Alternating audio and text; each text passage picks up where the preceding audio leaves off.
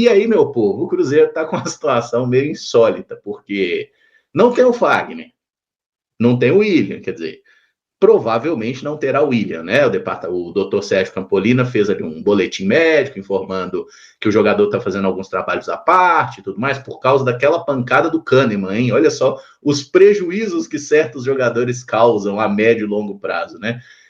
Provavelmente não tem Fagner, não tem William. Aí você pode falar, ué, caramba, simples. Romero improvisado na direita ali, ué. Não tem Romero, tá suspenso. Christian, também não tem Christian, tá suspenso também. Kaique, suspenso também. E aí, gente, o que nós vamos arrumar nesse time com tantos desfalques na lateral direita, no meio-campo? Vocês já conseguiram dar uma de Leonardo Jardim da Shopee e montar esse Cruzeiro aí para segunda-feira?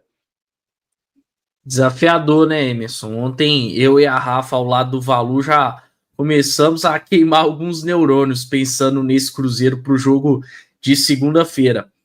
E quando a gente pensa por esse lado direito do Cruzeiro, que vai estar completamente modificado, sem o lateral direito titular e sem também o meia-direita titular, é ainda mais preocupante quando vemos quem é o adversário, né? Porque o Mirassol tem uma força ofensiva muito grande pelo lado esquerdo, com o Reinaldo, e aí possivelmente quem deve começar à frente dele é o Edson Carioca, que vem fazendo bons jogos, né? Tem também a opção do Alisson para entrar ao longo da partida. Então é um Mirassol que ataca muito pelo lado esquerdo e que ataca bem. Tem conseguido agredir bem os seus adversários por ali. Então vamos ver o que o Jardim vai pensar. Uma pena esses desfalques, né? Por mais que o William não tenha feito um bom jogo contra o Santos, é um desfalque importante, assim como o Fagner já tem sido. O Christian nem se fala, a gente sabe que ninguém consegue cumprir tão bem a função do Christian quando é acionado, mas o Jardim vai ter que usar jogadores dentro do elenco e contar também com melhores performances, né? E aí, para mim, isso passa muito pela possível escolha do Jonathan Jesus. Eu vou ficar surpreso se for um outro jogador que não seja o Jonathan. Não porque ele tenha ido bem quando foi como lateral direito, não foi, né? Contra o Bragantino não fez um bom jogo, até foi substituído ao longo da partida e talvez tenha sido um dos piores jogos dele, ao lado daquele contra o Muxuquiruna lá na altitude. Mas não quer dizer que sempre vá dar errado, né? Acho que o Jonathan, por já ter jogado por ali, por ter um certo entrosamento com essa linha defensiva do Cruzeiro, é a opção mais provável, a mais pragmática, digamos assim, faça um bom jogo. Aí mais à frente vamos ver quem o Jardim vai escolher. Indicou contra o Santos que o Matheus Henrique possa ser uma opção. Talvez seja o primeiro jogo do Matheus Henrique como titular depois de tanto tempo parado, né? Quem sabe essa semana aí que o Cruzeiro teve cheia possa ter sido importante para ele ganhar ritmo. Aí tem a opção do Marquinhos também, que não me agradaria.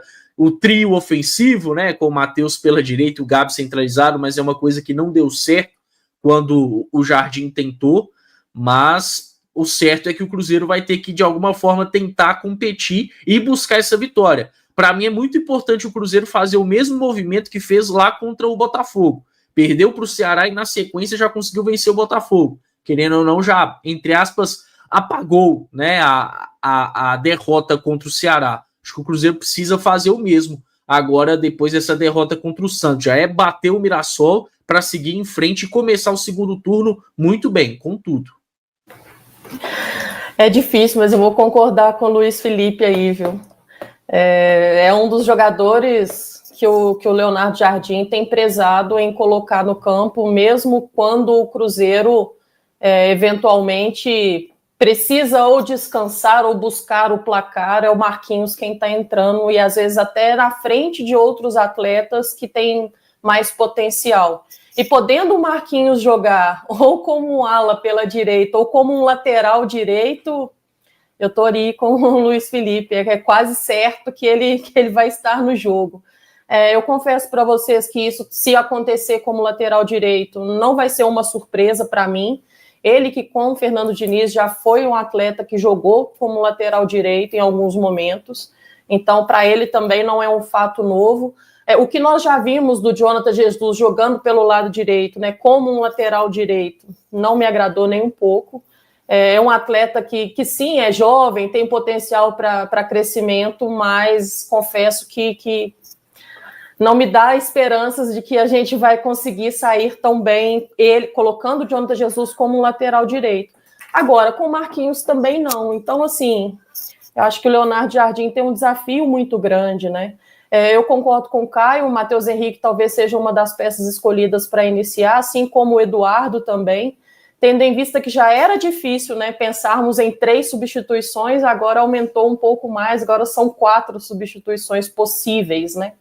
Então, tudo isso eu acho que escancara muito do que é o elenco do Cruzeiro, né? Quando você precisa, como nesse jogo, né, com atletas que um está machucado e os outros estão cumprindo suspensão, você olhar para o banco de reservas e não saber como lidar com essa situação, né?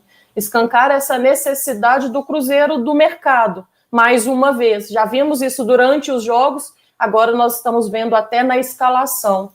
É torcer para que o Leonardo Jardim tenha utilizado esse tempo também de preparação para poder fazer novos testes e colocar em campo quem estiver melhor. Entendendo também o torcedor ficar bravo, que muitas vezes pode entrar uma outra peça que não seja esse citado, né? Questão do Wallace também podendo ser esse jogador para começar. Mas é um sacrifício, vai ser um jogo difícil, já seria um jogo difícil com os nossos titulares. Agora, na ausência de 4 titulares, fica ainda mais difícil. Desafio bom, mas tenho certeza que o Leonardo Jardim vai conseguir nos ajudar nessa aí também.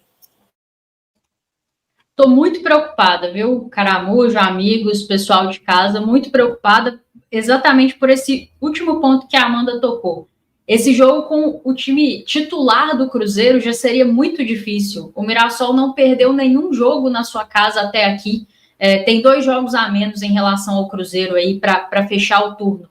Então, é um adversário muito duro de ser enfrentado. Se eu não estiver enganado, o Mirassol tem só 3 derrotas no Campeonato Brasileiro até aqui, para Bragantino, Cruzeiro e Flamengo.